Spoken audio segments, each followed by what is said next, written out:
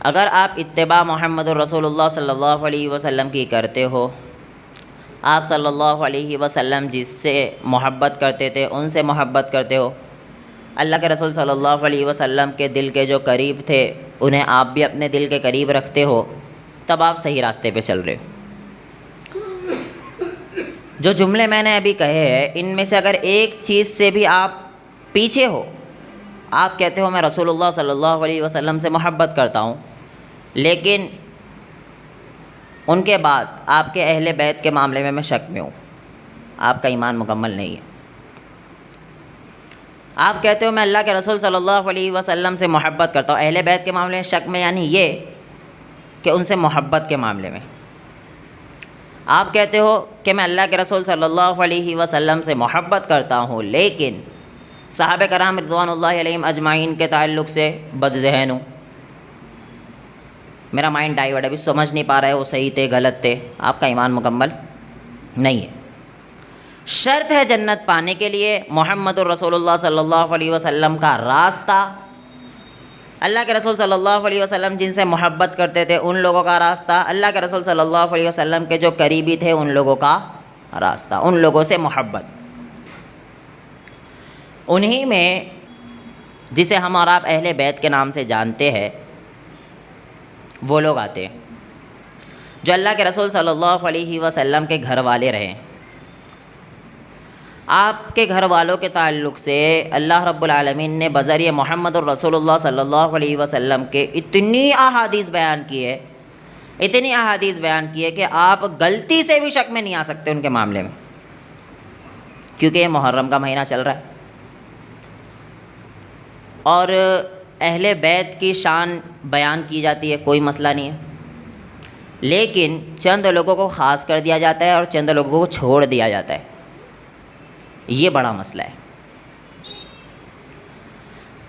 آپ کو جب پوچھا جائے اہل بیت کون ہے، آپ کے ذہن میں میرا ایسا ماننا ہے کچھ تو ہوں گے جس کو کچھ بھی نہیں پتہ ہوگا، کچھ ہوں گے جس کے ذہن میں زیادہ سے زیادہ 4 شخصیات آ سکتی ہے۔ آل علی یعنی حضرت علی رضی اللہ عنہ، ان کا گھرانہ، حضرت فاطمہ، حضرت حسن حسین رضی اللہ عنہما، میرا خیال ہے اتنا ہی آئیں گے، اس کے آگے بہت کوئی چلے گیا تو آل عباس آ سکتے، ورنہ کسی کے ذہن میں نہیں آئے گا، بس مطلب پتہ چلا اہل بیت جو ہے وہ اتنے ہی ہے، ہمارے ذہنوں میں ایسا ہے، کیونکہ محرم میں انہی لوگوں کی شان بیان کی جاتی ہے۔ لیکن آئیے اہل بیت کے فضائل کے تعلق سے ہم دیکھیں۔ سب سے پہلی چیز صحیح مسلم کی روایت کے اندر ملتا ہے، حدیث نمبر 2408، راوی حدیث بیان کرتے ہیں کہ رسول اللہ صلی اللہ علیہ وسلم ایک دن مکہ اور مدینہ کے درمیان واقع ایک پانی کے کنارے اللہ کے رسول صلی اللہ علیہ وسلم رکے تھے، ہم ساتھ میں موجود تھے۔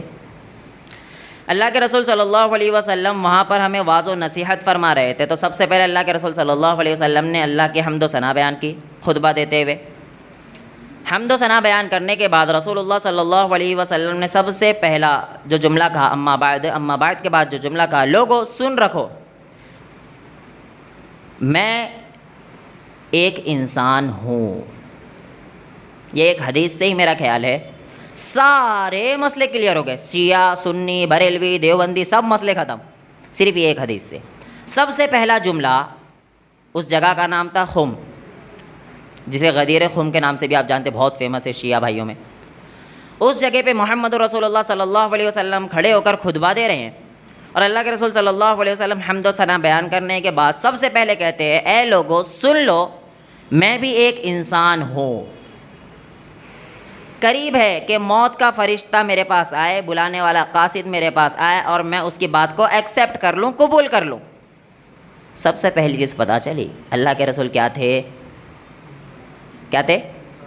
انسان تھے۔ بھائی میں نے نہیں کہا، بسا اوقات پتہ ہے لوگ بہت بولتے ہیں اچھے بیان چل رہے، لیکن جہاں پر کچھ چیزیں آتی ہیں نا وہاں پہ گالی گلوچ چالو ہو جاتی ہے۔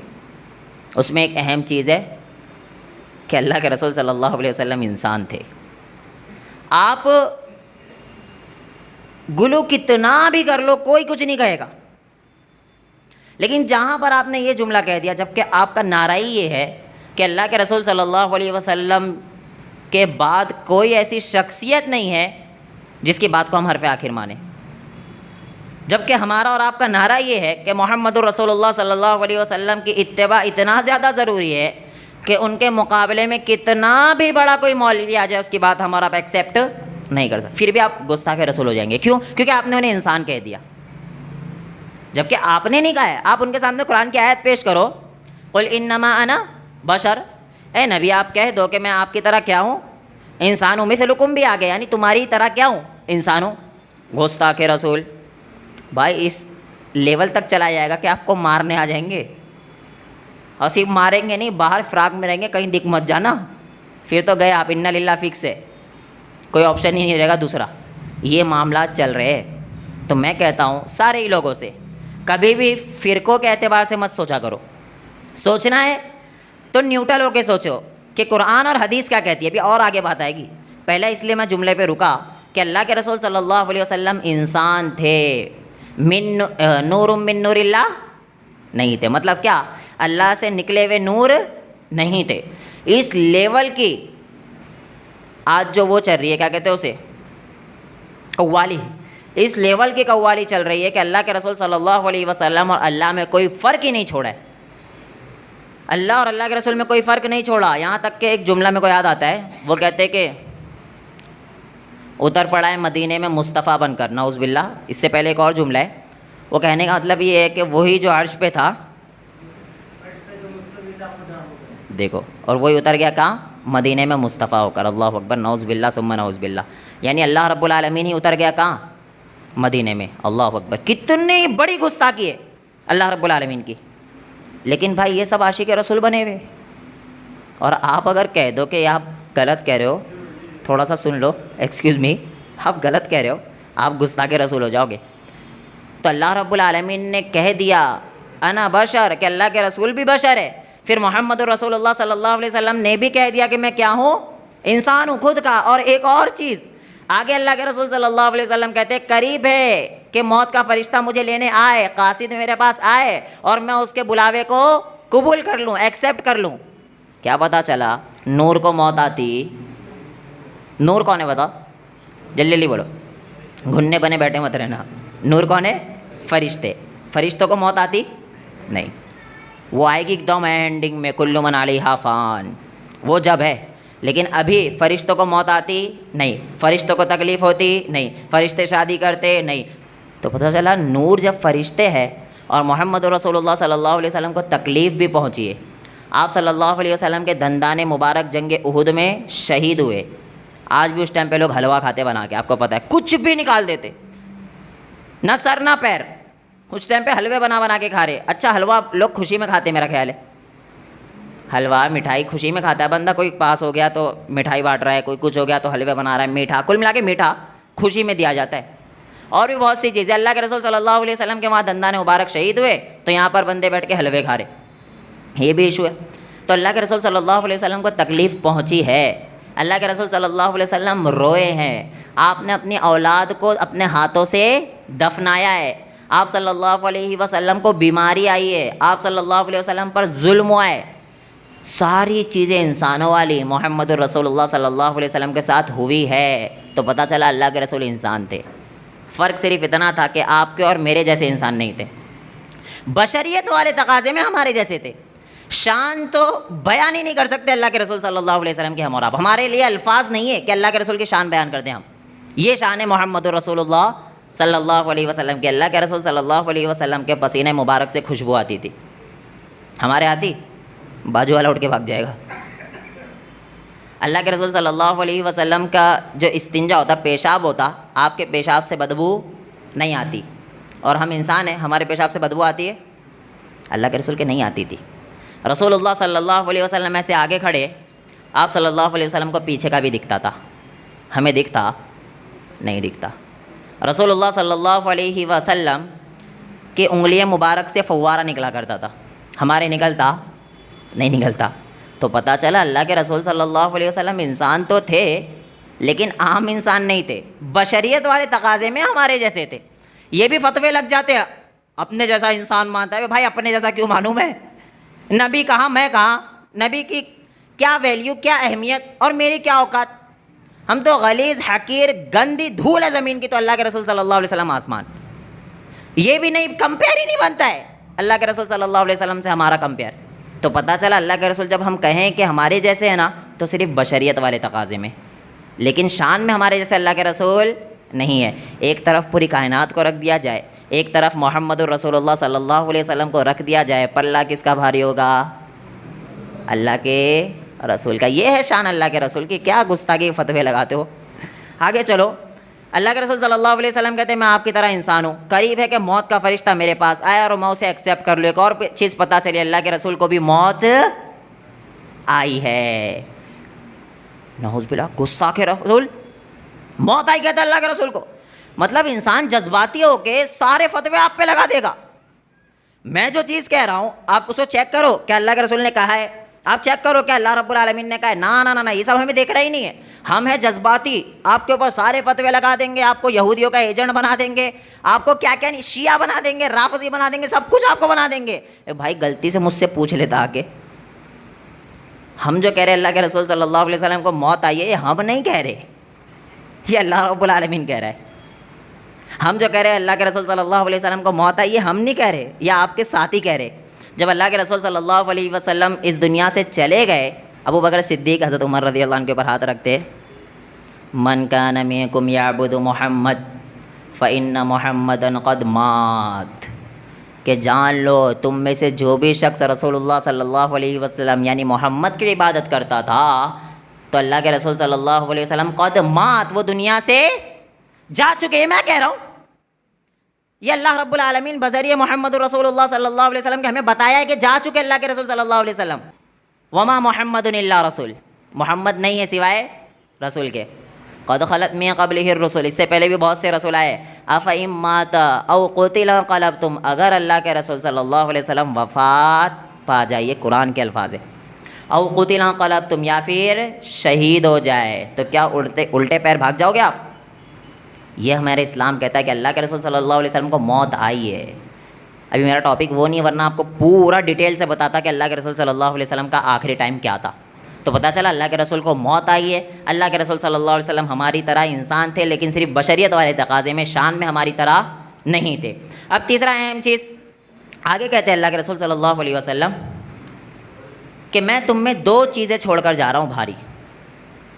پہلی کتاب اللہ، اللہ رب العالمین کی کتاب، یہ آپ کے لیے ہدایت ہے. ساری چیزوں کو الٹا کر دیا آج. کتاب اللہ ہمارے لیے ہدایت ہے، کہا نا اللہ کے رسول نے. آج پبلک بولے کہ قرآن پڑھنا مت، گمراہ ہو جاؤ گے. اللہ رب العالمین نے تو کہا یہ ہدایت ہے، یہ آپ کو حق اور باطل کے درمیان فرق کرنے والی ایک اہم کتاب ہے. یہ پڑھ کر کوئی گمراہ کیسے ہو سکتا ہے؟ کیسے بیوقوف بنا رہے آپ لوگوں کو؟ جس کے ذریعے جنت و جہنم کا فیصلہ ہونے والا ہے، وہ پڑھ کے کوئی گمراہ ہو جائے گا؟ یہ نہیں کہتے کہ وہ پڑھ کے ہماری پول کھل جائے گی، وہ پڑھنے کے بعد پتہ چل جائے گا یہ صحیح ہے اور یہ غلط ہے. اور اتنی جھوٹی باتیں کہ آپ یقین مانو آپ خود ٹینشن میں آ جاؤ گے. قرآن سے ہی آپ کو دلیل دیں گے. ابھی مجھے بتا رہے تھے قرآن سے دلیل دے رہے، یضل بہ کثیرا ویہدی بہ کثیرا، کہ دیکھو قرآن کہہ رہا ہے قرآن کے ذریعے بہت سے لوگ گمراہ ہوتے ہیں. تو آپ پڑھو گے تو کیا ہو جاؤ گے؟ گمراہ ہو جاؤ گے. عالم نہیں گمراہ ہوتے، آپ لوگ پڑھو گے تو کیا ہو جاؤ گے؟ گمراہ ہو جاؤ گے. اب ایک بات سنو، اتنی چیز اٹھا کر آپ کو بتا دی، آگے پیچھے کا کیا کر دیا؟ غائب. آپ نے بولا قرآن سے دلیل دی مولوی صاحب نے، بھائی تھوڑا سا آگے پڑھ لیتا یا پیچھے آ جاتا. وما یضل بہ الا الفاسقین، اللہ کہتا ہے گمراہ نہیں ہوتے سوائے فاسق لوگ. اب سمجھ جاؤ کہ اگر آپ گمراہ ہو رہے تو آپ فاسق ہو. سمجھیے بات. جو قرآن مجید میں کیڑے نکالنے کی کوشش کرتا ہے، جو قرآن مجید پڑھتا ہی صرف اس لیے ہے کہ ان سے ڈیبیٹ کروں، جو قرآن مجید پڑھتا ہی صرف اس لیے ہے کہ اس کی صحیح چیزوں کو الٹا بنا کے پیش کرو، تو ایسے لوگ گمراہ ہوتے. اور یہ آیت آئی کب ہے؟ ان اللہ لا یستحی ان یضرب مثلا ما بعوضۃ فما فوقها، اللہ کہتا ہے لا یستحی کہ اللہ شرماتا نہیں ہے، ان یضرب مثلا ما بعوضۃ فما فوقها، کہ چھوٹی چھوٹی مثالیں بھی اللہ دے، مکھی کی مثال اللہ دے، اس سے بھی اللہ شرماتا نہیں ہے. مکھی کے پر کی مثال اللہ دے، اس سے بھی اللہ شرماتا نہیں ہے. وہ کیا کہتے تھے؟ اللہ چاہتا کیا ہے یہ مثالیں دے کر؟ تو اللہ کہتا ہے رکو بتاتا ہوں کیا چاہتا ہے. یضل بہ کثیرا ویہدی بہ کثیرا، ان مثالوں کے ذریعے بہت سے لوگ گمراہ ہو جاتے ہیں اور بہت سے لوگ ہدایت پہ آ جائے. تم جیسے لوگ گمراہ ہوتے جو سوال کر رہے ہو اللہ چاہتا کیا ہے, جو کیڑے نکالنا چاہ رہے ہو. خالد بن ولید نام سنے؟ نہیں سنے؟ خالد بن ولید نام سنے نا؟ وہ تو ہاں صحابی رسول صلی اللہ علیہ وسلم. ایسے مت بیٹھا کرو. اللہ کے رسول صلی اللہ علیہ وسلم کے ساتھ اسلام لانے سے پہلے بھی جنگیں انہوں نے کیے, پھر رسول اللہ صلی اللہ علیہ وسلم کے ساتھ مل کر بھی اسلام کو فائدہ پہنچایا انہوں نے. ملتا ہے کہ پوری باڈی میں خالد بن ولید کا ایک بھی حصہ ایسا نہیں تھا جس میں تلوار کا نشان نہ ہو. ایک جنگ میں ملتا ہے کہ خالد بن ولید رضی اللہ عنہ نے تقریباً 8 سے 9 تلوار توڑی. کتنی؟ 8 سے 9 تلوار. سوچو کس لیول کے جنگجو تھے خالد بن ولید. اور آج ہمارا حال کیا ہے؟ بولنے کی ضرورت نہیں ہے, قورمہ نہاری میں چل رہا ہے, صرف زندگی گزر رہی ہے. اور اٹیک سے کتنے مر رہے وہ بھی آپ جانتے ہی ہے. اٹیک آنے کا بڑا ریزن ایک تو قدر اللہ, اللہ رب العالمین نے جو لکھا وہ لکھا, لیکن خود بھی تو احتیاط کرو گے.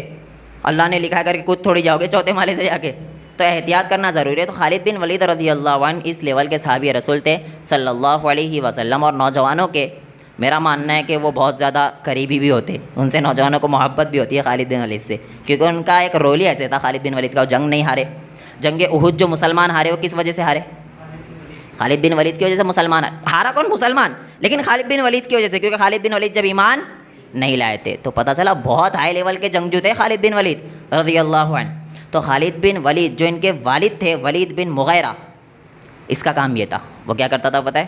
جیسی آیتیں نازل ہوئی سب سے پہلے دیکھتا تھا, اسے سمجھتا تھا, جا کے پبلک میں الٹا سیدھا بیان کرتا تھا. ولید بن مغیرہ ایمان نہیں لایا, جا کے الٹا سیدھا بیان کرتا تھا لوگوں میں اور لوگوں کو گمراہ کرتا تھا. تو یہ وہ لوگ ہیں جو قرآن کے ذریعے گمراہ ہوتے. اگر آپ ہدایت کی نیت سے پڑھو گے تو سوال ہی نہیں پیدا ہوتا کہ آپ گمراہ ہو جاؤ, آپ سیدھے راستے پر ہی آؤ گے انشاءاللہ. اور اللہ رب العالمین سے دعا یہ بھی کرتے رہنا, ربنا لا تزغ قلوبنا بعد اذ ہدیتنا, اے اللہ ہمارے دلوں کو تو ہدایت کے بعد نہ پھیر. کیونکہ ہدایت مل جانا تو اپنے آپ میں بہت بڑی بات ہے, لیکن اس کے اوپر جمنا اس سے زیادہ بڑی بات ہے. آپ کو ہدایت مل گئی لیکن آپ کے اندر ابھی کیڑے ڈھونڈ رہے, اور ریسرچ کرو اور ریسرچ کرو اور ریسرچ کرو, ایسے کر کر کے آپ کہاں پہنچ جاتے آپ کو ہی پتہ. یہاں تک کہ لوگ قرآن حدیث کا بھی انکار کر دیتے, حدیث کا انکار کر کے اپنے آپ کو اچھا لیبل لگاتے تھے اہل قرآن, جبکہ وہ اہل قرآن نہیں. میرا خیال ہے ان کا لقب ہونا چاہیے منکر حدیث. یہ تھوڑا اچھا لگ رہا ہے, کیا ہونا چاہیے؟ منکر حدیث. اپنے آپ کو اچھا لگا دیتے اہل قرآن. بھائی اہل قرآن تو میں ہوں, آپ ہے. اہل قرآن ہم اور آپ ہے, اہل حدیث ہم اور آپ ہے. تو اہل قرآن اپنے آپ کو مت بولو, منکر حدیث بولو, یعنی حدیث کو انکار کرنے والے لوگ ہیں تم فتین. تو خیر پھر آگے اللہ کے رسول صلی اللہ علیہ وسلم کہتے ہیں پہلی چیز جو چھوڑ کر جا رہا ہوں وہ ہے کتاب اللہ. تو کتاب اللہ پڑھو گے انشاءاللہ, انشاءاللہ ترجمے کے ساتھ پڑھنے کی کوشش کرو گے انشاءاللہ. ایک ہی صفحہ پڑھو, ارے دن میں ایک آیت پڑھو, لیکن اس کا ٹرانسلیٹ بھی پڑھو کہ اللہ آخر مجھ سے کہے کیا رہا ہے. اچھا میں ایک اور چیز کہتا ہوں, اگر یہ صرف عالم سمجھتے تو پھر عرب والے تو سالے گمراہ ہو جانا چاہیے تھا. عرب والوں کی لینگویج کیا ہے؟ کیا ہے؟ کیا عرب والے سارے عالم ہوتے؟ نہیں ہوتے نا. ان کی لینگویج کیا ہے؟ عربی. وہ پڑھیں گے تو کیا ہوگا, ان کو سمجھ آئے گا. ان کو تو ٹرانسلیٹ پڑھنے کی ضرورت, مطلب سارا عرب گمراہ. وہ تو چھوڑ دو, پڑھ ہی نہیں رہا ہے, وہ بندہ نماز میں کھڑا ہے. اب جو امام صاحب ہے وہ تلاوت کر رہے, تب جو تلاوت کر رہے وہ تو اسے سمجھ میں آ رہا ہے کہ وہ بات کیا چل رہی ہے. پتہ چلا وہ کیا ہو گیا, گمراہ ہے. یار حد مچا کے رکھے ہو, تھوڑا آپ صحیح چیز بتایا کرو لوگوں کو. اگر یہ چیز فٹ کرو گے تو پورا عرب کیا ہو جائے گا, گمراہ, کیونکہ ان کی لینگویج ہی عربی, ان کو تو ٹرانسلیٹ پڑھنے کی ضرورت نہیں ہے. تو آپ بالکل قرآن مجید کو ٹرانسلیٹ کے ساتھ پڑھا کرو, تفسیر پڑھا کرو, اللہ آپ سے کہتا کیا یہ بھی جانا کرو. پھر آگے دیکھیے دوسری اہم چیز جو رسول اللہ صلی اللہ علیہ وسلم ہمارے درمیان چھوڑ کر گئے ہیں وہ ہے اہل بیت, یعنی رسول اللہ صلی اللہ علیہ وسلم کے گھر والے. ان کی عزت کرنا, ان کا احترام کرنا, ان سے محبت کرنا ہمارے لیے واجب ہے, فرض ہے, ضروری ہے. اگر کسی ایک سے بھی بغض رکھتے ہو تو آپ کے ایمان پر شک ہے. کسی سے آپ بغض نہیں رکھ سکتے. اسی حدیث میں آگے پوچھا جاتا ہے صحابی رسول صلی اللہ علیہ وسلم زید بن ارقم سے کہ کیا اللہ کے رسول صلی اللہ علیہ وسلم کی بیویاں اہل بیت میں سے ازواج مطہرات؟ تو کہتے جی ہاں, ازواج مطہرات بھی اہل بیت میں سے. آج سب سے زیادہ ڈنکا بجاتا کون ہے اہل بیت کا؟ بولے جلدی. میرا کہنا ایسا ہے کہ اہل بیت کے نام پہ چورن بھیجتے کون ہے؟ شیعہ بھائی ہے نا ہمارے, شیعہ بجاتے اہل بیت اہل بیت اہل بیت, اور تم سارے ناسبی ہو گئے, اہل بیت کو مانتے ہی نہیں ہو آپ, ایسے ہو گئے بقول ان کے سارے آپ ایسے ہو گئے. مجھے بتاؤ جب اس حدیث کے مطابق ساری ازواج مطہرات اہل بیت میں سے ہے تو امی عائشہ اہل بیت میں سے ہوئی ہی نہیں ہوئی؟ ہوئی اہل بیت میں سے. امی عائشہ کو تو آپ لوگ نعوذ باللہ ثم نعوذ باللہ نقل کفر، میرا اتنا خون کھول جاتا ہے یہ جملہ سن کر جب وہ کہتے ہیں عائشہ تو فی النار. یہ ویڈیوز آتی ہے، اللہ اکبر، جیسے رافضی ہوتے وہ کیا کہتے ہیں عائشہ تو فی النار، کہ عائشہ کہاں جائیں گے؟ نعوذ باللہ جہنم میں. اللہ اکبر. سب سے زیادہ عورتوں میں روایت کرنے والی کون ہے؟ امی عائشہ. کیا مقام ہے امی عائشہ کا. اللہ کے رسول صلی اللہ علیہ وسلم کی زندگی کے بارے میں مجھے آپ کو صحابہ کو بتانے والی کون ہے؟ امی عائشہ. اور آج انہی کے خلاف بیٹھے ہوئے اور اپنے آپ کو اہل بیت سے محبت کرنے والا بتا کے بیٹھے، اور عورتوں کو ہی نکال دیا اہل بیت میں سے. مجھے بتاؤ، آپ اپنی وائف کو اہلیہ نام سنے؟ اہلیہ تو اپنی اہلیہ سے کیا کہتے ہو؟ اہلیہ سے کہنا، اہلیہ کا مطلب ہی کیا ہوتا ہے؟ گھر والی. اور اہل بیت یعنی گھر والے لوگ. بھائی صاحب جملے میں ہی ہے کہ سب سے پہلے آتی وائف ہے گھر والوں میں، آپ نے وائف کو ہی سب سے پہلے نکال دیا. تو بہت بڑے بڑے جملے آتے ہیں، لیکن میں بولنا نہیں چاہتا ہوں، بس دعا کروں گا کہ اللہ ہم ساروں کو ہدایت دے. اس کے بعد آگے پوچھتے ہیں اور کون ہے؟ تو کہتے آل علی. سن لو آج اہل بیت میں کون کون ہے. آپ کی ازواج مطہرات یعنی بیویاں ساری، اس کے بعد آل علی یعنی علی رضی اللہ عنہ کی آل، آپ کی پوری فیملی یعنی حضرت فاطمہ، پھر حضرت حسن، پھر حضرت حسین رضی اللہ عنہ. پھر اور اچھا ایک اور چیز، ہمارے ذہن میں دو ہی لوگ پتہ ہوتے ہیں، حضرت علی کے بیٹے. فیمس یہی ہے، حضرت علی کے بیٹے کون ہیں؟ حضرت حسن، حضرت حسین، یہی پتہ ہے ہمیں، اور پتہ ہی نہیں ہے. جبکہ حضرت علی رضی اللہ عنہ کے بیٹوں کے بارے میں آپ پڑھو گے تو حضرت علی کے بیٹے کا نام عمر بھی تھا، حضرت علی کے بیٹے کا نام ابو بکر بھی تھا، لیکن ہمیں پتہ نہیں ہے. ہمیں صرف یہی چند چیزیں بتائی گئی، حضرت حسن، حضرت حسین رضی اللہ عنہ. کیوں؟ کیونکہ انہیں کچھ چیز تو چاہیے نا جس سے لوگوں کو ہٹائے. حضرت حسین رضی اللہ عنہ کی اتنی زیادہ فضیلت ہے، یعنی ان دونوں کی، حضرت حسن حسین رضی اللہ عنہما، فضیلت بہت زیادہ ہے، لیکن باقی اہل بیت کی بھی ویسے ہی فضیلت ہے. آپ کو چند چیزیں بتاتے اور دوسری چیز غائب کر دیتے، اور جتنے لوگ بھی اگر آپ کو صحیح چیز بتائیں گے تو ان ساروں پہ تھپا لگ جاتا کہ آپ حسینی ہی نہیں ہو. ابھی 10 محرم گیا نا پیچھے، 10 محرم کو روزہ رکھنا سنت ہے. میں نے دیکھا ڈھول بج رہے، پانی پلا رہے، شربتیں بانٹ رہے. جب روزہ رکھنا سنت ہے تو اصل محمدی ہوا کون؟ جو روزہ رکھا. عقل میں بھی نہیں آتی یہ چیز. اللہ کے رسول صلی اللہ علیہ وسلم اس دن روزہ رکھ رہے، اللہ کے رسول نے تلقین کی ہے کہ اس دن روزہ رکھا کرو، اور لوگ شربت بانٹ رہے، ڈی جے بجا رہے، ناچ رہے، سب کر کے اپنے آپ کو خواہ کا خوش فہمی میں رہ لو کہ آپ بہت محبت کرنے والے، دوسرے کے اوپر فتوے لگا لو. دنیا میں تو ہو سکتا ہے کچھ نہ ہو، آخرت میں پکڑ ہوگی. تو یہ ساری جھوٹی باتیں. اہل بیت میں سب سے پہلے آل علی رضی اللہ عنہ آتے ہیں، تو ان کے گھر والوں میں آپ کی بات کی بیویاں بھی آتی ہے. حضرت فاطمہ رضی اللہ عنہ رہتے وقت تک تو تھی، لیکن حضرت فاطمہ کی وفات کے بعد حضرت علی نے دوسرا نکاح بھی کیا ہے، پھر ان سے بھی اولاد ہوئی ہے. وہ ساری چیز ہمیں نہیں پتہ. وہ سارے اہل بیت، آل علی یعنی پوری آل. اس کے بعد دوسرا کہتے ہیں آل جعفر، آل جعفر رضی اللہ عنہ، یہ بھی ہمیں نہیں پتہ. حضرت جعفر کا نام اتنا سنتے ہیں بہت کم. وہ امام جعفر کے بارے میں سنے ہوں گے بہت، ہے نا، وہ بھی شیعوں کے 12ویں امام، کیا کیا چل رہا ہے کہانیاں. تو وہ نہیں، آل جعفر بھی پورے کے پورے کس میں آتے؟ اہل بیت میں. اور آل جعفر یعنی حضرت جعفر رضی اللہ عنہ کو بھی شہید کیا گیا تھا، ہمیں نہیں پتہ. اور جب شہید ہوئے حضرت جعفر رضی اللہ عنہ، تو آپ کے گھر والی جو ہے یعنی آپ کی بیویاں، وہ غم منا رہی تھی، اور رسول اللہ صلی اللہ علیہ وسلم نے منع کر دیا. یعنی موجودہ ٹائم پر، ایٹ دا ٹائم جب پتہ چلا کہ ان کے شوہر کی وفات ہو گئی ہے، وہ شہید ہو گئے ہیں، تو ظاہر سی بات ہے غم منائے گی. لیکن جیسے ہی ان کی آواز بلند ہوئی، جیسے ان کی آواز میں ایسے لگا کہ اب تھوڑا معاملہ بگڑ رہا ہے، چیخو پکار کی طرف جا رہے ہیں، نوحے کی طرف جا رہے ہیں، اللہ کے رسول نے فوراً منع کر دیا. تو پتہ چلا کہ جب اس ٹائم پر 3 دن سے زیادہ اللہ کے رسول نے منع کر دیا، ابھی قیامت تک کے 3 دن سے زیادہ میت کے اوپر سوگ نہیں منا سکتے. اب سوگ کی بات آئی تو ایک اور چیز بتا دوں، 3 دن سے زیادہ نہیں منا سکتے. اس کا مطلب کیا 3 دن مارو پیٹو کودو ناچو؟ نہیں. 3 دن جو غم میں رہنا ہے اس کا مطلب یہ ہے کہ بندے کو ایک دھچکا لگا ہے بڑا والا، تو غم منا رہا ہے، تھوڑا غمگین ہے، وہ بیٹھا ہوا ہے. اور اسی لیے پڑوسیوں کو چاہیے کہ ان کے گھر کیا پہنچائے؟ کھانا پہنچائے. ان کے گھر چولہا نہیں جلے گا، آپ جا کر کھانا دو گے. یہ اللہ کے رسول صلی اللہ علیہ وسلم کی تعلیمات ہے. لیکن ہمارا کیا حال ہے پتہ ہے؟ مستنڈوں کی طرح اسی کے گھر میں بیٹھ کے کھانے کھا رہے. بہت غصہ آتا ہے بھائی، کیا عقل. ابھی کسی کا انتقال ہوا ہے مثال کے طور پر گاؤں میں، علی گڑھ پکڑ لو یہاں سے، یہ بھی زیادہ دور نہیں علی گڑھ، یہ دلی والے سارے علی گڑھ جا کے اس کے گھر میں بیٹھے ہوئے، اور اسی کے گھر میں چائے بھی پی رہے، اسی کے گھر میں شربتیں بھی چل رہے، اسی کے گھر میں کھانے بھی کھا رہے. یہ پورا اللہ کے رسول کی مخالفت ہے. رسول اللہ صلی اللہ علیہ وسلم تو کہہ رہے ان کے گھر پہ کھانا پہنچاؤ، انہیں کھلاؤ، نہ کہ خود کھاؤ جا کے. اور یہ کمبخت بہت سے علماء سو جو ہے انہوں نے بھی تو ایک ایسا امیج بنا دی ہے، 10واں کرنا ہے، 40واں کرنا ہے، اور 10ویں میں ہمیں نہیں بلائے تو پھر وہ مغفرت ہونے والی نہیں ہے. ہمیں تو آنا ضروری ہے 10ویں میں، جا کے بیٹھیں گے کھائیں گے. اس لیے میں بتاتا ہوں نا ایک بہت مشہور، جو آپ کو سمجھنے کے لیے بتاتا ہوں، ٹائم کم ہوتا ہے، بات ختم کروں میں. وہ کیا ہوا، ایک شخص تھا، اس کے والد صاحب کا انتقال ہو گیا. اس سے سمجھو بات، والد صاحب کا انتقال ہو گیا. تو والد صاحب کا انتقال ہونے کے بعد لوگوں نے بہت تانے دیے. وہ قرآن و حدیث کی طرف آ چکا تھا، وہ علماء کو سن کے صحیح دین کی طرف آنا چاہ رہا تھا. تو اب اس نے ٹھان لیا تھا میں 10واں نہیں کروں گا، میں 40واں نہیں کروں گا، اسی کی تیسی دیکھتا ہوں کون کیا کرتا ہے، نہیں کروں گا. اب ایک چیز یاد رکھنا، آپ کو کوئی مارے گا نا تو یہ تو آپ بھول سکتے ہو، یہ تو مٹ سکتا ہے، لیکن تانے نہیں بھولتا بندہ، اور وہ مٹتے بھی نہیں ہے. تانے سے پاگل ہو جاتا ہے انسان. اب اسے آئے دن تانے، کیسا ہے، باپ کے لیے کھانا بھی نہیں کھلا سکتا، باپ کا حق بھی ادا نہیں کر سکتا. پہلی بات یاد رکھنا کہ باپ کا حق آپ ساری زندگی بھی غریبوں کو کھانا کھلاتے رہو نہیں ادا کر سکتے.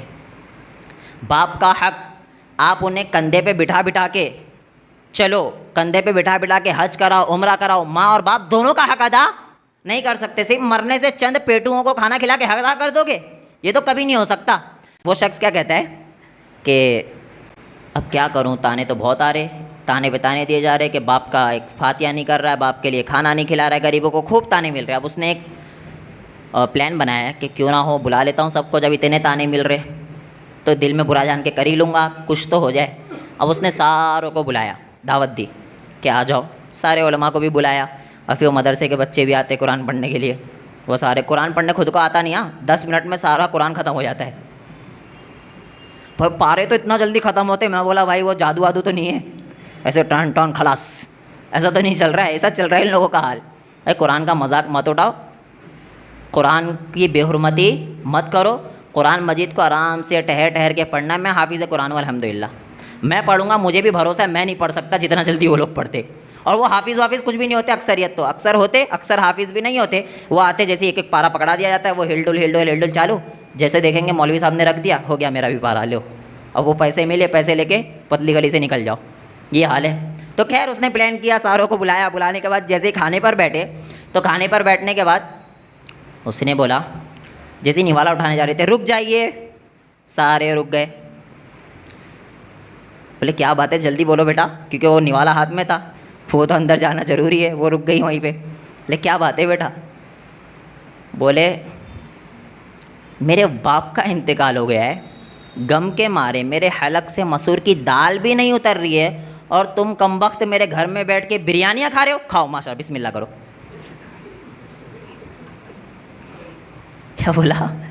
بسم اللہ کرو. اب وہ بولتے کمبخت تو ہمیں کھانے کے قابل ہی کہاں چھوڑا ہے. میں تو بولتا ہوں اس ٹائم کے لوگ پھر بھی تھے جو اتنا بول کے اٹھ تو گئے. آج کے لوگ ہوتے نا، بولتے بھائی تو بول لے، مجھے کھانے دے، تجھے جو بولنا ہے وہ بول لے، لیکن میں کھاؤں گا. یہ حال چل رہا ہے آج امت کا. تو یہ ساری بیوقوفانہ رسمیں ہیں، الٹی سیدھی حرکتیں. ہمیں جو پتہ ہے وہ یہی ہے کہ اگر آپ کے گھر کسی کا انتقال ہوتا ہے تو آپ غیبی طور پر صدقہ بھی کر سکتے ہو. آپ صدقہ جاریہ مسجد میں بھی دے سکتے ہو، مسجد میں وضو خانے میں لگا سکتے ہو، آپ مسجد کے ساتھ ساتھ مدارس میں دے سکتے ہو، آپ کوئی پیڑ لگا سکتے ہو ان کے نام کا جو انہیں ثواب ملتا رہے، آپ کنواں کھدا سکتے ہو ان کے نام کا، آج کے ٹائم پہ پائپ لائن کروا سکتے ہو ان کے نام کی. یہ ساری چیز کر سکتے ہو، لیکن اس کے اوپر لیبل مت لگانا مرحومہ فلاں فلاں فلاں کی طرف سے، مرحوم فلاں فلاں فلاں. بھائی اللہ کو پتہ ہے کس کی طرف سے، کیوں لگا رہے ہو یہ؟ اگر ریا آ گئی تو خلاص. وہ آج کل پتہ ہے پبلک مسجد میں قرآن بھی دیتی ہے نا، تو اس کے اوپر لکھ کے دیتی ہے مرحومہ فلاں فلاں فلاں کی طرف سے کر کے لکھ کے لگاتی ہے ایصال ثواب کے لیے. اور فین بھی دے رہا ہے نا تو فین کے اوپر لکھ کے لگاتا ہے مرحومہ فلاں فلاں فلاں کی طرف سے یا مرحوم فلاں فلاں فلاں کی طرف سے کر کے سب لگا دے. بھائی جسے دے رہے ہو وہ جانتا ہے کس کی طرف سے آپ دے رہے ہو. اگر آپ یہ لیبل لگا کے دو گے نا اور ریا آ گئی خلاص، پہنچنے والا بھی نہیں ہے، تو پیسے بھی گئے دنیا میں اور ثواب بھی ملنے والا نہیں. تو یہ حرکتیں ہمیں بالکل نہیں کرنا چاہیے. خیر بات چل رہی تھی اہل بیت میں کون کون ہے. پہلا آل علی ہو گیا، دوسرا آل جعفر. حضرت علی بھی شہید ہوئے، یہ بھی بتا دوں آپ کو.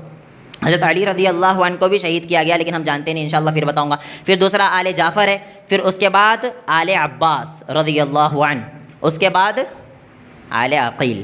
رضی اللہ عنہ. یہ 4 کی آل پوری کی پوری اہل بیت میں آتی ہے. مجھے پتہ ہے آپ لوگ بہت سے نام پہلی بار سنے. ہاں آل جعفر ہے. پھر آل عقیل کون ہے؟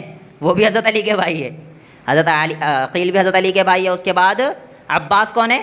آپ کے چچا. تو یہ لوگ اہل بیت میں سے آتے ہیں. ہمیں جو ہے صرف بیوقوف بنایا جاتا ہے.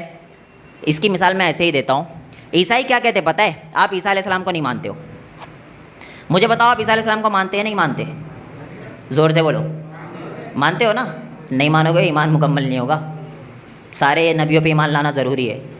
آمن الرسول، سارے رسولوں پہ آمن الرسول بما انزل الیہ من ربہ. خیر، تو عیسیٰ علیہ السلام کو آپ مانتے ہو نا؟ لیکن عیسائی کہتے ہیں کہ آپ عیسیٰ علیہ السلام کو نہیں مانتے ہو. اب لڑائی کرو گے جا کے ان سے. آپ بولے کہ بھائی صاحب میں عیسیٰ علیہ السلام کو مانتا ہوں، لیکن ویسے مانتا ہوں جیسا ماننے کا حکم ہے، ویسے نہیں مانتا ہوں جیسا آپ ماننے کہہ رہے ہو. ویسے ہی معاملہ ہر چیز میں ہے کہ آپ کو کہیں گے آپ محمد رسول اللہ صلی اللہ علیہ وسلم کو مانتے نہیں ہو، گستاخ رسول. آپ کہو گے بھائی مجھ سے زیادہ کوئی نہیں مانتا اللہ کے رسول کو، لیکن اسی طریقے سے مانتا ہوں جس طریقے سے ماننے کا حکم ہے، ماننے کا آرڈر ہے. اور پھر ایسے ہی اگر آپ کو کوئی کہتا ہے آپ اہل بیت کو نہیں مانتے تو آپ کیا کہو گے؟ آپ سے زیادہ اہل بیت کو ہم مانتے ہیں. ہم کہتے ہیں اگر اہل بیت کی شان میں تھوڑا سا بھی کوئی توہین کرتا ہے تو دائرہ اسلام سے خارج ہو سکتا ہے. یہ اہل بیت کی فضیلت. لیکن ہم ویسا نہیں مانیں گے جیسا آپ کہو گے. تو ہر کوئی آج آسان ہے فتوے لگانا، یہ جہنمی، یہ گستاخ رسول، یہ ناصبی، یہ فلاں، یہ ڈھمکانا. تو آپ تمام ہی لوگ اس چیز کو یاد رکھیں، اہل بیت سے محبت ایمان کا حصہ ہے، لیکن اسی طریقے سے صحابہ سے محبت بھی ایمان کا حصہ ہے. آپ کسی ایک کی شان کو بیان کرتے کرتے دوسرے کو گرا نہیں سکتے. اور آج یہی معاملات چل رہے، کافی ٹاپک بڑا ہو جاتا ہے. پھر دیکھیں گے انشاءاللہ. اللہ رب العالمین ہم تمام ہی لوگوں کو صحیح احادیث پر عمل کرنے کی توفیق عطا فرمائے.